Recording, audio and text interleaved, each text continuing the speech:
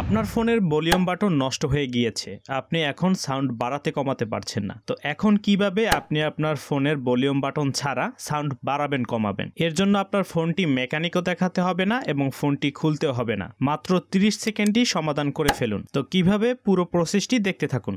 তো এর জন্য আপনি আপনার ফোনটি থেকে গুগল প্লে স্টোরে চলে যাবেন, তারপরে নিচে সার্চ অপশনে ক্লিক করে এই যে উপরে লিখবেন ভলিউম কন্ট্রোল। ভলিউম কন্ট্রোল লেখা শেষ হলে সার্চ করে দিবেন। তাহলে এখানে অনেকগুলো অ্যাপ শো করবে। এখান থেকে আপনারা এই যে অ্যাপটি ভলিউম কন্ট্রোল শো নেটিভ, এই অ্যাপটি আপনারা ইনস্টল করে নেবেন। জাস্ট এটাকে ইনস্টল করে নেবেন। ইনস্টল করা হয়ে থাকলে এখান থেকে বের হবেন।